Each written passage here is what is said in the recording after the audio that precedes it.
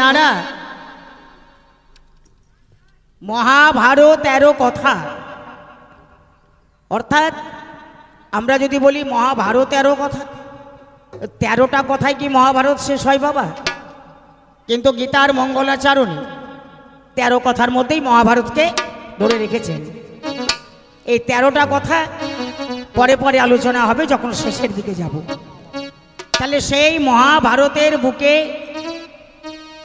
আমি অর্জুন, আমি পাণ্ডবপুত্র, আমার প্রতিপক্ষ বিপক্ষ নয়, রাম ভক্ত হনুমান। আমি কিন্তু ভক্ত নই। ভক্ত কয় প্রকার গো? এক হচ্ছে হইতকি ভক্ত, আর এক হচ্ছে অহৈতকি ভক্ত। হেতুপূর্ণ ভক্ত, যার মধ্যে কিছু আছে, হে ঠাকুর আমি তোমাকে ভক্তি করি, ভালোবাসি, তুমি আমাকে কিছু দেবে না। আর একটা ভক্তি আছে কেমন, ঠাকুর আমি তোমার কাছে কিছু চাই না, তুমি তো কখনোই বলবে না যে তুমি আমার হবে, তবে আমাকে যদি তোমার করে নাও ঠাকুর বড় ভালো হয়।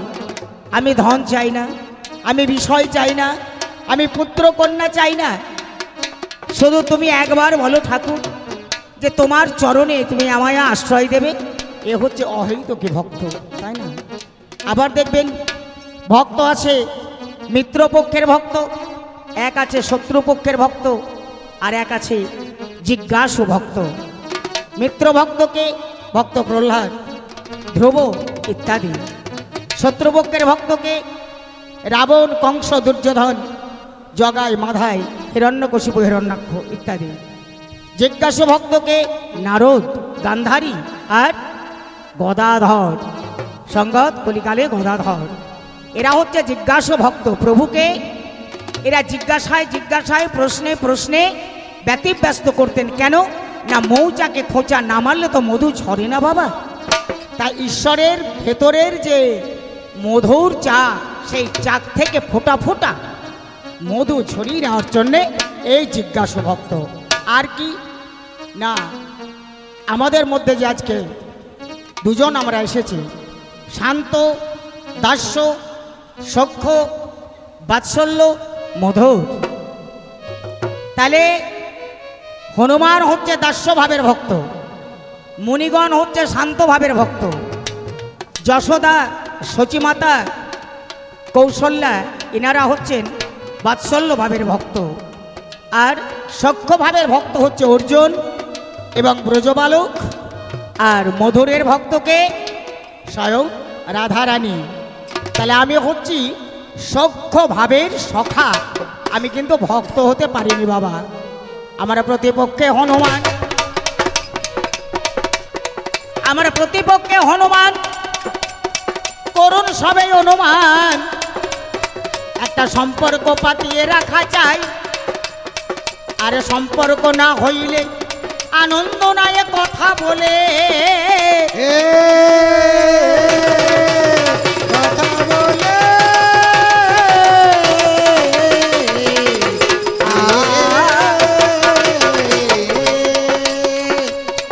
তাই একটা সম্বন্ধ সবার সাথেই করে নিতে হয়। রাস্তা চলতে কাউকে কথা বলতে গেলে বয়স থেকে বলতে হয়, ও দাদা কোথায় যাবেন, কাকাবাবু কোথায় যাবেন, দাদু কোথায় যাবেন, নাকি বয়স দেখে একটা সম্পর্ক পাতে নিতে হয়। তাহলে হনুমানের সঙ্গে কয়েক জায়গাতেই দেখাশোনা হয়। আজ আমাদের সঙ্গে হনুমানের একটা সুন্দর মধুর সম্পর্ক। কুরুক্ষেত্রে মহারণ চলছে, কুরুক্ষেত্রে মহারণ চলছে। হঠাৎ দেখি এই রণটা আরম্ভ হয়েছিল কবে বাবা? বলছে আস্তে,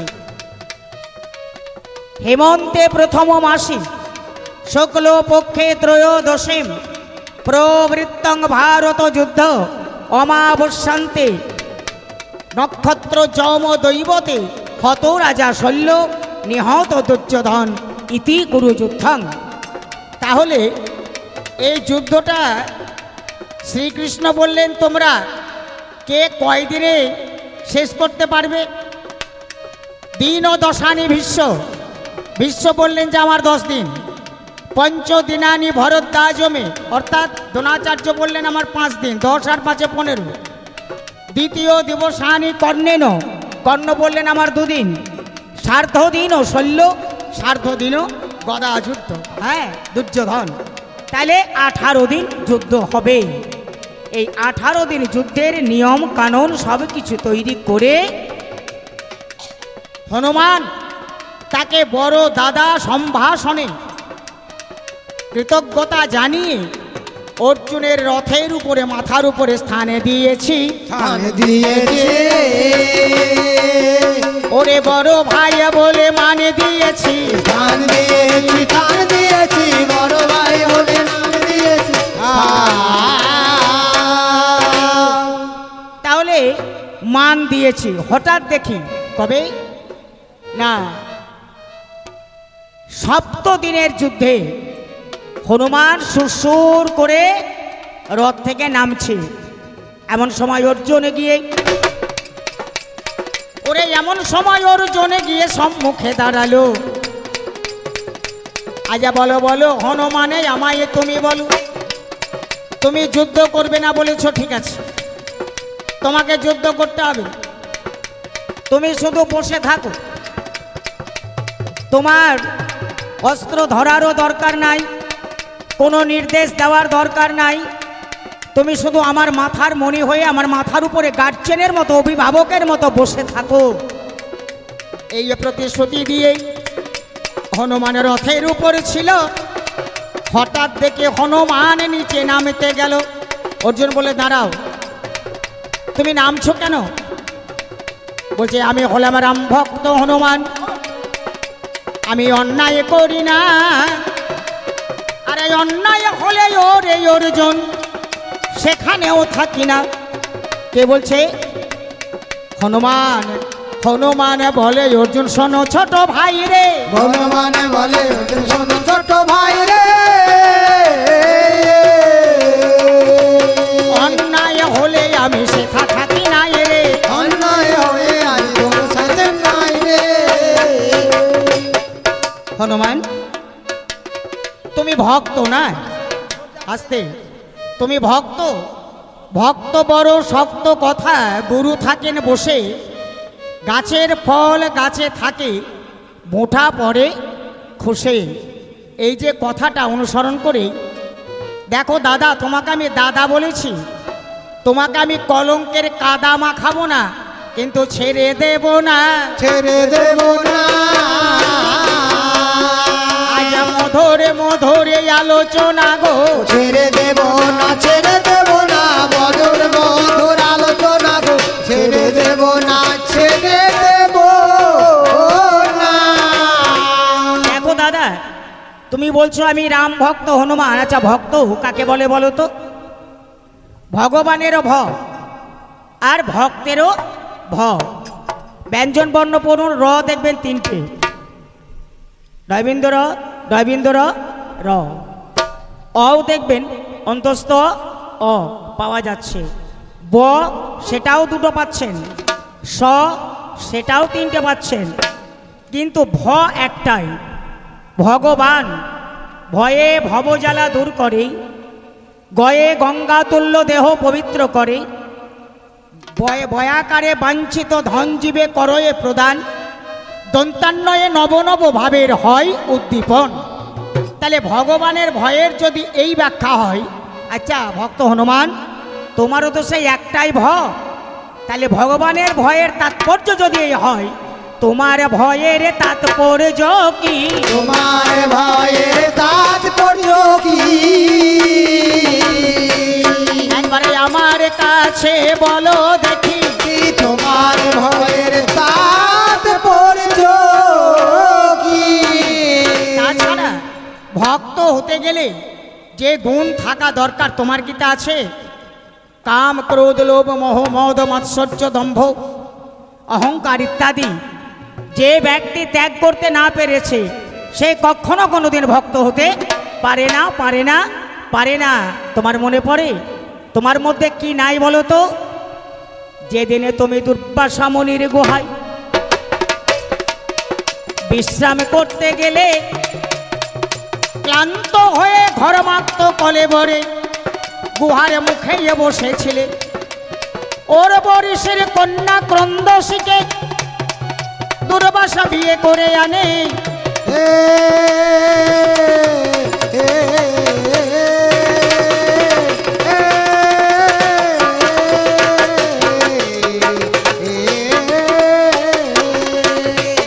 আর প্রথমে মিলন মত্ত তারা ছিল গো দুজনে দুজনের মাঝে আলিঙ্গন, প্রেম প্রীতি নিবেদন, যৌবনের বিনিময়।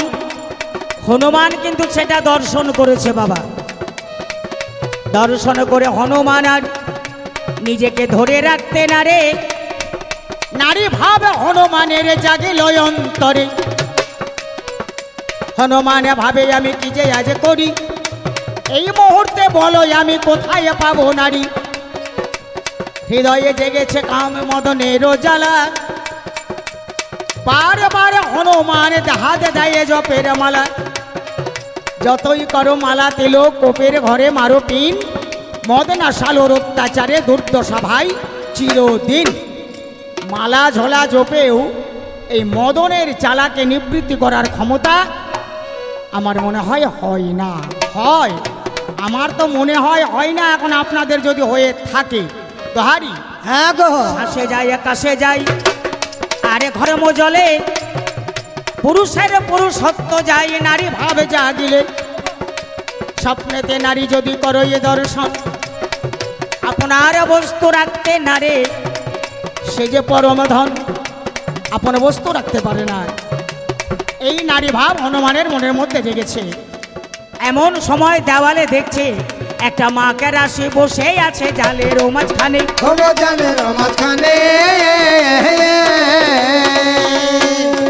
আজ হনুমান জানি বাবা দেখিল নয়নে, ও দেখিল নয়নে। একটা মাকড়াসি অর্থাৎ স্ত্রী মাকড়সা জালের মধ্যে বসে আছে। তার স্বামী তার প্রেমিক কতক্ষণে আসবে, সে রজস্বলা, সে মিলন চাইছে। মিলন উন্মুখ এক নারী তার প্রিয়তম অর্থাৎ তার স্বামীর প্রতীক্ষায় অপেক্ষমান। হনুমান রুদ্র অবতার, অষ্ট সিদ্ধি জানত। মুহূর্তের মধ্যে কি করলেন, হনুমান থেকে রূপান্তরিত হয়ে একটা মাকড়সা রূপ ধরে নিয়েছে। মাকড়সা রূপ ধরে নিয়েছে।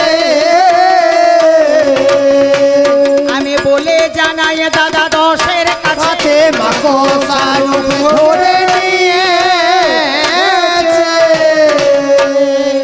মাকড়সা রূপ ধরে সেই মাকড়াসির সঙ্গে যখন মিলন দিয়েছে, একটা সন্তান জন্মেছে, তার নাম হচ্ছে মকরধ্বজ। হ্যাঁ, তাহলে তোমার কাম আছে দাদা, তোমার মধ্যে কাম আছে। দুরন্ত কামকে চূড়ান্ত করতে গিয়ে তুমি পরদার পর স্ত্রীকে হরণ করেছ। সেই দিনই মাকড়াসের অভিশাপে তোমার ভক্ত হওয়ার যে গুণ 16 আনার মধ্যে 4 আনা গেছে। আমি বলে জানাই আজ দশের কাছে, বলে জানাই আজ দশের কাছে। দ্বিতীয় আলোচনা দাদা তোমার কাছে করি। আমি বলতাম না, যাকে আমি গার্জেনের মানুষ যখন শত্রুপক্ষের সঙ্গে লড়াই করে, যেখানে যার আপন আত্মীয় থাকে বাবা তার কাছে যায় না, যে কাকা আমাকে রক্ষা করুন, আমাকে একটু সহযোগিতা করুন। আমরাও কিন্তু এই কৌরব পাণ্ডবের যুদ্ধের সময় হনুমানকে সেইভাবে আমন্ত্রণ জানিয়েছিলাম এবং সম্মান দিয়েছি মস্তকের উপরে। তা সত্ত্বেও আজকে সে ফলাও করে বলছে আমি রাম ভক্ত হনুমান। একই কথা বারবার শুনতে শুনতে অর্জুন নিজেকে বিরক্ত এবং বিব্রত বোধ করে আজ তোমার কাছে তুলে ধরছি যে তোমার যে ভক্ত বলার অধিকার নাই, আমি এক এক করে তোমাকে ধরিয়ে দেব। ওরে আসরে মাঝে ভাবে জাগাবো, ধরিয়ে দেব আসরে মাঝে ভাবে জাগাবো। তাহলে তোমার কাম আছে, তোমার লোভ কেমন? যেদিন সীতাকে অশোক বনি রাবণ রেখেছে যতনে, রামচন্দ্র নির্দেশে দিল এই হনুমানি। হনুমান যাও, সাগর পারে অশোক বনে রয়েছে মোর সীতা, আমি এসেছি সাগরে ধারে, দাও সেই বারতা।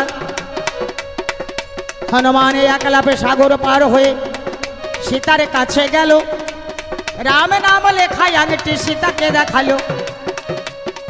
বুঝতে পেরেছে সীতা, তিনটে অমৃত ফল হনুমানের হাতে দিয়েছে বাবা।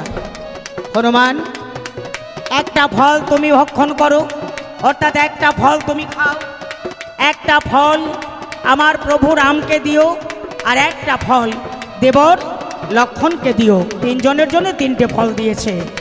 ফল তিনটে হাতে করে হনুমান সাগর ধারে এলো, টুক করে একটা ফল মুখে পুড়ে দিল।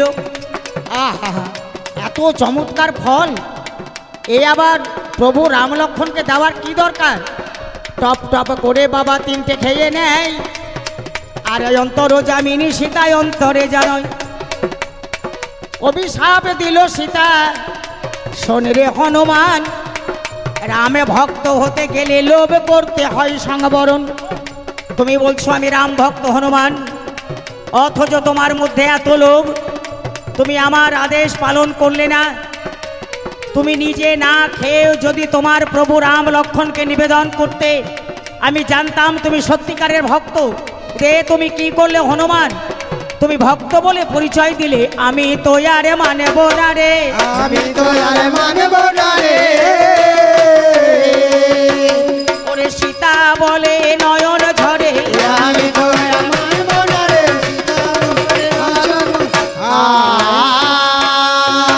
হনুমান, লোভে পাপ, পাপের অপর নাম হচ্ছে দুঃখ। অনেকে বলে লোভে পাপ, পাপে মৃত্যু, না তা নয়। লোভে পাপ আর পাপে দুঃখ বাড়ে। তুমি যে লোভে তিনটে ফল ভক্ষণ করেছ, তোমার সেই বদন পুড়ে ছাই হবে। আরও চারানা গেল। হনুমান, আজ তুমি হনুমানের ভূমিকায় দাঁড়িয়ে এগুলো কেটে দিও। এগুলো তুমি কেটে দিও, দিয়ে প্রমাণ করবে যে তুমি কত বড় ভক্ত, ভক্তের কি গুণ তোমার মধ্যে আছে। তাহলে তোমার কামে আছে, লোভে আছে, আর ওই আছে অহংকার। একদিনের কথা মনে পড়ে কি তোমার? শোনো কথাগুলো বলি ভালো অধ্যকার আসরে। আরে বলবো আমি, শুনবে তুমি, শুনবে শ্রোতাবরে।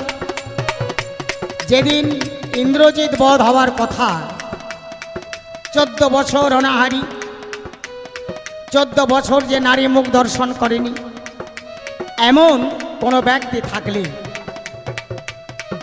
তো লক্ষণ বলছে, দাদা আমি তো 14 বছর কিছুই খাইনি। বলো কেন? আমি তো 14 বছর তোমাকে ফল দিয়েছি ভাই। যেদিন সীতা হরণ হয় সেদিন আমরা ফল আনতে পারিনি। যেদিন আমরা নাগপাশে বন্দী হই সেদিন আমরা ফল আনতে পারিনি। যেদিন পিতার মৃত্যু সংবাদ পাই সেদিন আনতে পারিনি। আর যেদিন পাতালে মহিরাবণের কাছে বন্দী হই সেদিন ফল আনতে পারিনি। এছাড়া প্রতিদিন তো ফল দিয়েছি। সঙ্গে সঙ্গে লক্ষণ উত্তর দিচ্ছে, ধরো লক্ষণ বলে সম্ভাষণ করেছ আমায়, খাও বলি আদেশ তো দাওনি আমায়। তুমি বলেছ ফল ধরো লক্ষণ, কিন্তু আমাকে খাও লক্ষণ এ কথা বলনি। তাই আমি ধরে রেখেছি, ধরে রেখেছি ততগুলো ফল বছর বছর, ধরে রেখেছি, ধরে রেখেছি অতগুলো ফল বছর বছর। তাই আছে বলে চিত্রকূট পর্বতে। হনুমান আদেশ করুন প্রভু, ওই ফলটা তুমি নিয়ে এসো। হনুমানের মনের মধ্যে এমন একটা, যে আমি গন্ধমদন পর্বত আনতে পারি, আর 14 বছরের একটা ঠোঙা ফল, সেটা যে কাউকে পাঠালেই পারত। অঙ্গদ, নীল, নল, সুসেন, জাম্বুবান কতই তো ছিল, এটুকু আনতেও প্রভু আমাকে পাঠালেন। ফলের কাছে গিয়ে ফলের ঠোঙাটায় হাত দিচ্ছে, তুলতে পারছে না, বারবার কপাল থেকে ঘাম ফেলছে। তুলতে পারছে না। পিছনে গিয়ে যোগমায়া বলছে, শ্যামা শ্যাম শিবরাম জপ মন বিরাম, অহংকার নাশে যাতে শোনো রে হনুমান। শ্যামা শ্যাম শিবরাম জপ মন বিরাম, অহংকার নাশে যাতে শোনো রে হনুমান। শ্যামা শ্যাম শিবরাম। কে? যোগমায়া, তোমার লজ্জা করে না? তুমি যার বলে বলিয়ান সেই প্রভু রামের আদেশ অমান্য করে অহংকারের বশে এই 14 বছরের ফল নিতে এসে আজ ফলের ঠোঙাটা তুলতে পারছো না। একবার জয় দাও তোমার সেই প্রভু রামের। তোমার কোনো শক্তি নাই হনুমান, তবে যার মধ্যে অহংকার থাকে সে ভক্ত হতে পারে না। তাহলে কামে আছে, লোভে আছে, আছে অহংকার। আচ্ছা, কোন গুণে ভক্ত বলে করিছ প্রচার? আর দিনের কথা যদি তোমায় বলে যাই, তোমার ভক্ত হবার কোন গুণে আছে জানাবে আমায়। যেদিন তোমার লেজে আগুন দিয়েছিল, তোমার লেজে রাক্ষস রাজ রাবণের নির্দেশে আগুন লাগালো, তুমি কি করলে? এখন এখানে কোনো বাড়িতে যদি একটা ছেলে কোনো 2 নম্বরিতে যুক্ত থাকে, কিংবা কোনো ডাকাত হয়, পুলিশ যদি জানতে পারে, তাহলে এসে সেই বাড়িতেই হানা দেবে নাকি? সেই ছেলেটাকেই তো ধরবে, বড় জোর তার মা বাবাকে হয়তো আটকাবে। তো তুমি কি করলে? না, রাবণ দোষ করেছে। রাবণের লঙ্কাপুরী তার বাসস্থানটা তুমি যা করতে করতে, কিন্তু নিরীহ রাক্ষস প্রজা যারা সুখের ঘর বেঁধেছিল, তাদের সুখের ঘরে তুমি আগুন লাগিয়েছ। তুমি ঘর পোড়া হনুমান। পরের ঘরে আগুন যারা লাগাইতে পারে, আর ঘরে ঘরে আগুন যারা লাগাইতে পারে,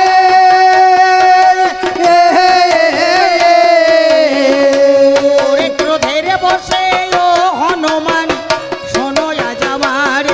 আর হে হনুমান পারে, ওরে সে কি ভক্ত হইতে পারে? সে ভক্ত হইতে পারে, যারা নিরীহ মানুষের ক্ষতি করে রে। সে ভক্ত হতে পারে, হে মানুষ করে, সে ভক্ত হতে পারে। অন্যায় যে করে, অন্যায় যে সহে, মম ঘৃণা যেন তারই তৃণ সমদহে। অন্যায় করাও পাপ, অন্যায় সহ্য করাও পাপ, দুটোই সমান পাপ। তাহলে যে অন্যায় করেছিল তুমি তার প্রতিবাদে তাকে যা কিছু করতে, কিন্তু যারা নিরীহ প্রজা, যে কোলে সন্তান নিয়ে বসে আশায় দিন গুনছিল, এক টুকরো সুখের বাসায়, তাদের ঘর পুড়িয়ে আগুন দিয়ে নিঃস্ব করেছ তুমি। কেন? না, রাগের বসে। তাহলে তোমার কামে আছে, ক্রোধে আছে, লোভে আছে, আছে অহংকার। আচ্ছা, কেমন করে ভক্ত তুমি বলিও একবার। আর কথা যদি তোমার গুণের কথা কই, আজ ওগো আমার হনুমান সত্য কথা। যেদিন মহিরাবণ রাম লক্ষ্মণকে নিয়ে গেল, বাবা রাম লক্ষ্মণকে বন্দি করে নিয়ে গেছে, মহিরাবণ বধ হয়েছে। এমন সময় মহিরাবণের স্ত্রী তারা ধনুর্বাণ হাতে নিয়ে ছুটে এসেছে। কেন? সতীর দেবতাপতি জীবনের সার, সতীর দেবতাপতি জীবনের সার, সতীর দেবতাপতি পুজিতে এসেছি ভবে চরণ তাহার, আর পুজিতে এসেছি ভবে চরণ সার, সতীর দেবতাপতি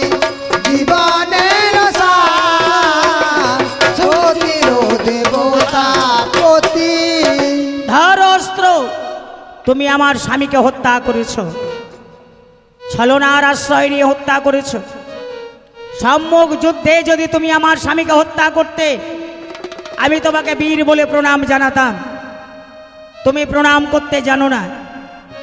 রাজাকে বলেছ ময়রাবণ প্রণাম শিখিয়ে দাও। যেমন তোমার প্রভু ছলনাময়, তুমিও ঠিক ততটাই। এসো, সাধ্য থাকলে আমার সঙ্গে যুদ্ধ করো। হনুমানের সঙ্গে সেরে হচ্ছে মহারণ। ওরে পূর্ণ 10 মাসে গর্ভবতী সননে দিয়ামন, স্বামীর মৃত্যুতে দু চোখে জাগুন, এক চোখে জল ঝরছে, মনে হচ্ছে বিশ্বখানা ভাসিয়ে দেবে, আর এক চোখে সব হারানোর ব্যথা। আমার গর্ভের সন্তান যখন জানতে চাইবে তার পিতা কোথায়, আমি কি জবাব দেব? তাই ঘাতককে পরাজিত করার জন্য নারী শক্তি জাগরিত হয়েছে তার মধ্যে। লড়াই চরমে চরমে। হনুমান যখন তারার সঙ্গে এঁটে উঠতে পারছে না, তখন কি করলো? ওরে তারার পেটে লাথি মারলো, তারার পেটে লাথি মারলো। প্রেমানন্দে হরি হরি বলো। তারার পেটে লাথি মারলো। নারী অঙ্গে হস্তক্ষেপ করাটাই তো উচিত নয়। পদাঘাত করেছে হনুমান। পদাঘাতের ফলে কি হলো না, অকাল প্রসব হলো। তারা একটি সন্তান প্রসব করলেন, যার 8খানা হাত, অষ্টভুজ। তারার মৃত্যু হলো। অভিশাপ দিল তারা, তুমি মার্ডার কেসের আসামি, অর্থাৎ 302। কথাগুলো আজ আমার শ্রোতা বন্ধু বিষয় দিয়েছেন আপনারা, পালা দিয়েছেন আপনারা, আর বাক্য দিয়ে লড়াই করব আমরা। বিচারক কিন্তু আপনারা। আমরা যদি কেউ কাউকে মার্ডার করি, তাহলে আমাদের ধারা হবে 302, তাই তো দোহারি? হ্যাঁ গো। তাহলে একটা নারী হত্যা করে দেখো, 302-এর আসামি সেজে গেল। এবার যে ছেলেটা জন্ম নিল, কথা শুনে চলো। এই যে জাপটিয়া ধরে হন পিছলিয়া যায়, আজ রক্ত পুঁজে লেগে আছে সে সন্তানের গায়ে। ধরিতে না পারে হন কি কর্ম করিল, আজ নিজে যখন পারে না তখন বাবাকে ডাকিল। বাপকে ডেকে বসে আছে, হে পিতা পবনদেব, আমি আর বোধহয় এই শিশুর সঙ্গে যুদ্ধে এটে উঠতে পারছি না, একে আমি ধরতেও পারছি না। তুমি এসো। স্মরণ মাত্র, হাজার হলেও বাপ বেটার ব্যাপার। পবনদেব এসে ঝড়ের মতো রাস্তার ধুলোগুলো উড়িয়ে দিল, বাচ্চাটার গায়ে লেগেছে। এইবার ধরে মারতে গেছে, সাথে সাথে আকাশে দৈববাণী হলো, হনুমান সাবধান, এ তোমার বদ্ধ নয়, এ ওহি রাবণ। ওহি মানে সাপ, ওহি মানে সাপ। এ থাকবে যমুনায়, আমি দাপরে যখন অবতীর্ণ হব, কালীও দমন করব, এ তখন থাকবে গিয়ে কালীদহে। ওহি রাবণ বলছে, প্রভু তাহলে গরুরের হাত থেকে কি আমি বাঁচতে পারবো? বলল, তুমি যেখানে বসবাস করবে গরুর সেখানে যেতে পারবে না, সেখানে গেলে গরুরের মৃত্যু অনিবার্য। সঙ্গত। এবার হলো 326-এর আসামি, অর্থাৎ অ্যাটাম টু মার্ডার। একটা মার্ডার কেস করেছে 302, আর একটা শিশুকে মার্ডার করার চেষ্টা করেছে 326। তাহলে দুটো ধারা কেস। আচ্ছা বলো তো হনুমান, ও তোর লাজ লাগে না দাদা বলতে কথা? ও তোর লাজ লাগে না দাদা বলতে কথা, ও তোর লাজ লাগে না দাদা বলতে কথা। আমি বুঝতে পারি খেলে লাজের মাথা, আমি বলতে কথা, ও তোর লাজ লাগে না বলতে কথা। আরো যদি বলি পুঙ্খানুপুঙ্খ ভাবে আসর বেড়ে যায়। আমি শুধু বলছি কেন না, তোমার টাইটেলটা রাম ভক্ত হনুমান, তাই তো? আর তুমি আমাকে বলছো যে আমি ভক্ত, অন্যায় হলে আমি থাকি না। তাহলে এতগুলো অন্যায় করে ভক্ত হওয়ার কি গুণ আছে এ সংসারের বুকে? ওরে আমার হনুমান বলো নিজের মুখে, আবার তোমার মনে পড়ে? মনে পড়ে তোমার? আমি যদি মনে তোমার পড়াইয়ে দিই, আপনাদের কাছে না হয় আর একটু সময় নিই। আচ্ছা, যেদিন বিশল্যকরণী বাঁটার জন্য সতী নারীর একটু দুধের দরকার হয়েছিল না? হয়েছিল না?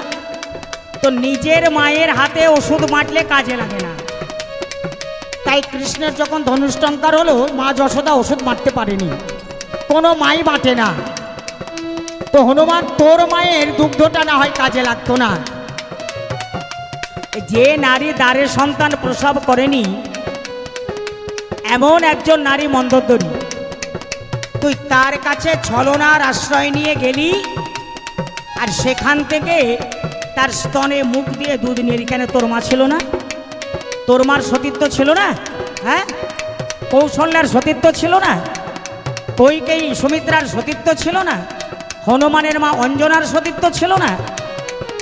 এমনি করে বলি যদি, আজ ভাবো মনে মনে, রাবণের মৃত্যুবাণে চুরি করেছ হনুমান সাজিয়া ব্রাহ্মণে।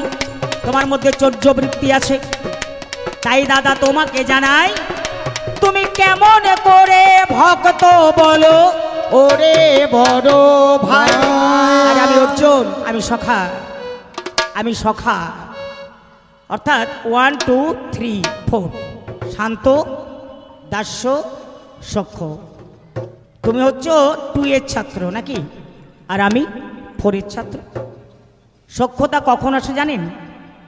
শান্ত, অর্থাৎ বাড়িতে আপনি একটা কাজের লোক রেখেছেন, কোনো কথা উত্তর দেয় না, চুপচাপ শান্তভাবে কাজ করে। এমন একটা লোক রেখেছেন যে সব সময় অপেক্ষা করে থাকে যে আমার মনিব, আমার প্রভু আমাকে কি হুকুম করবে। আনুগত্য, আনুগত্য অর্থাৎ দাস্য। আর সখ্যভাব কখন আসে? বাড়ির রাখাল, সে গরু চড়ায়, ভজা, আর বাড়ির ছেলে মদন আসতে।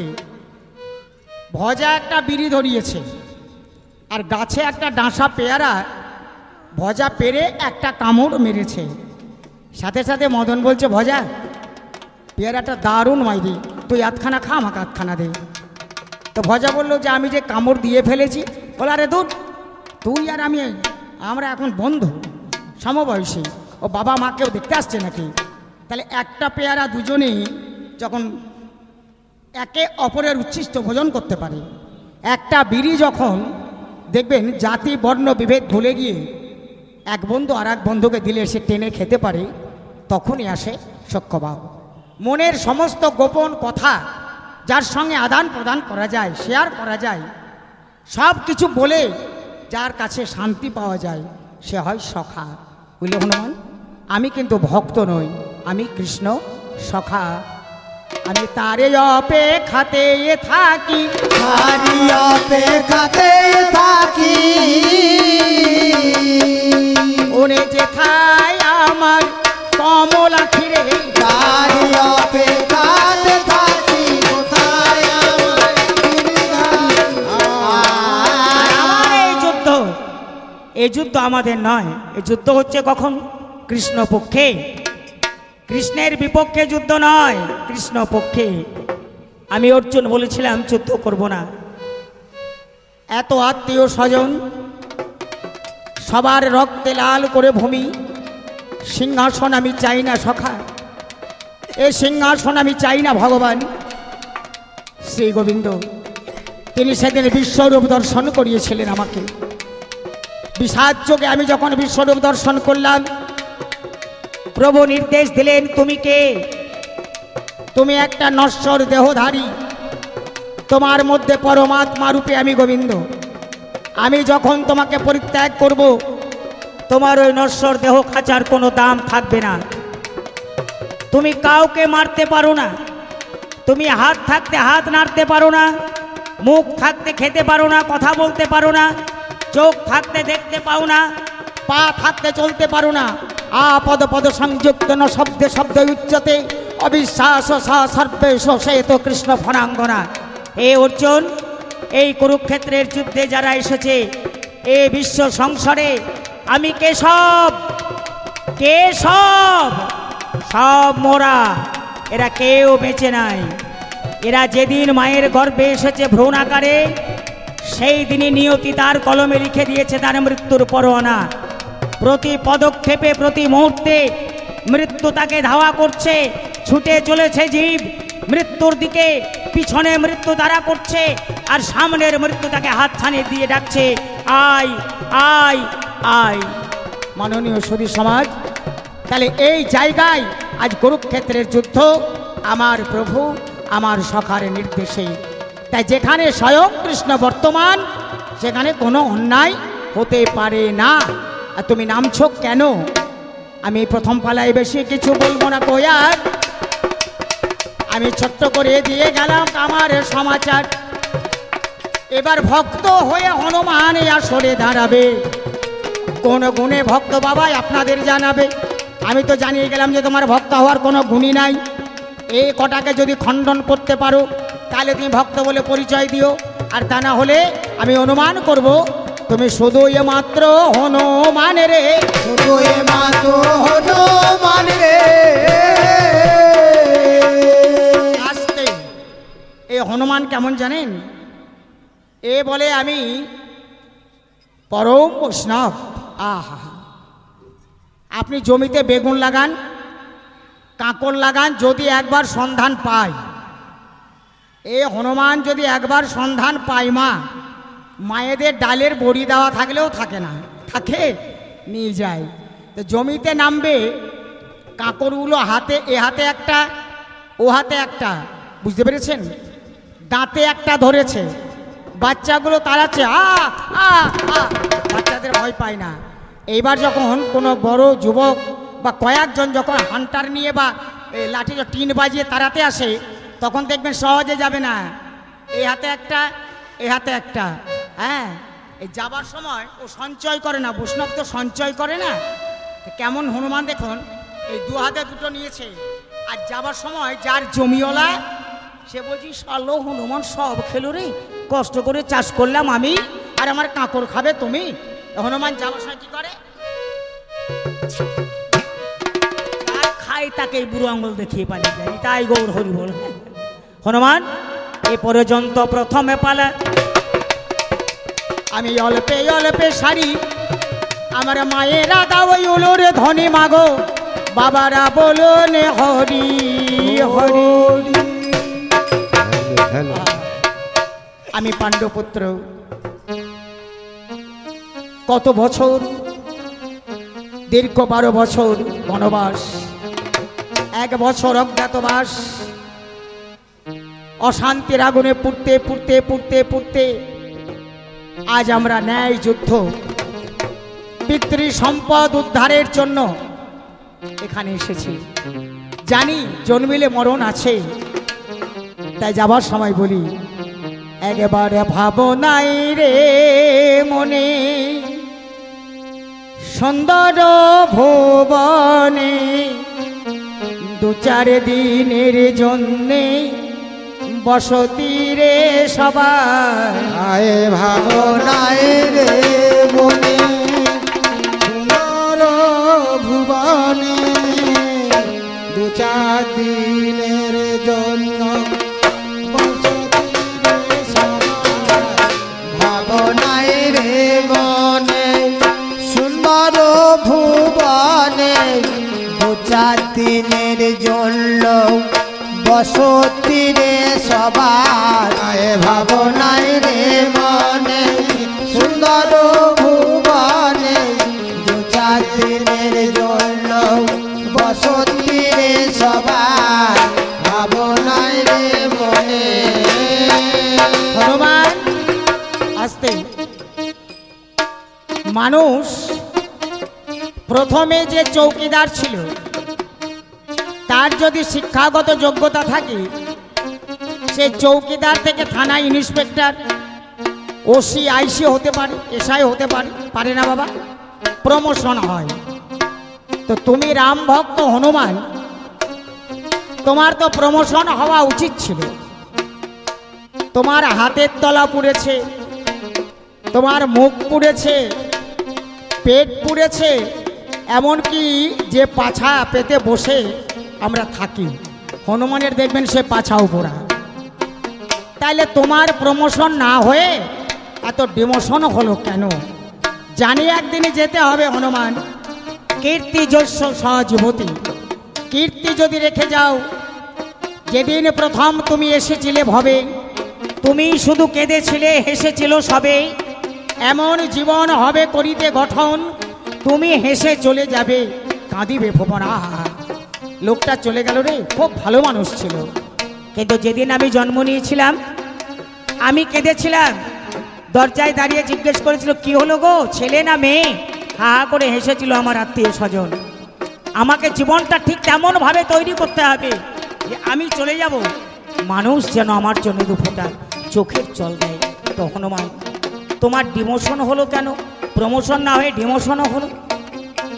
আকাশের সূর্যটা যখন মাথার উপরে হয়, শাশুড়িরা বৌমাকে বলে, বৌমা বেলা গড়তে আর বেশি দেরি নাই, কাজগুলো সেরে ফেলো, ছাদ থেকে কাপড়গুলো তোলো, বাসনটা মাজো। আর বৌমা কি করে না, মোবাইল দেখতে ব্যস্ত। হচ্ছে গো হচ্ছে, এখন বেলা অনেক আছে, কিন্তু বেলা যে বেশি নাই সেটা আমরা বুঝি কখন?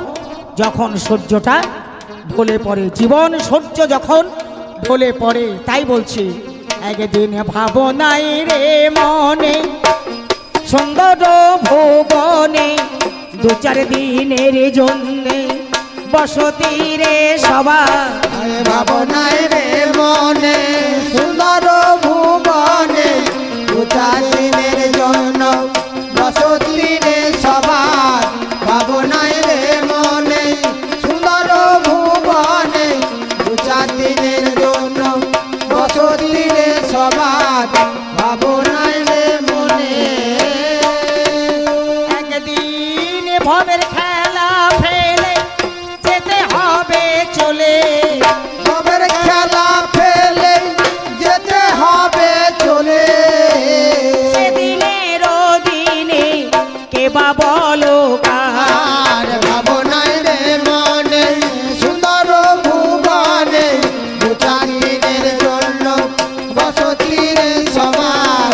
ভাবনাই রে মনে, সুন্দর ভুবনে, দু চার দিনের জন্য বসতি রে সবার। ভাবনাই রে মনে, সেদিন সমন রাজা করবে নোটিশ জারি, পড়ে রবে তোমার দালান কোঠা বাড়ি।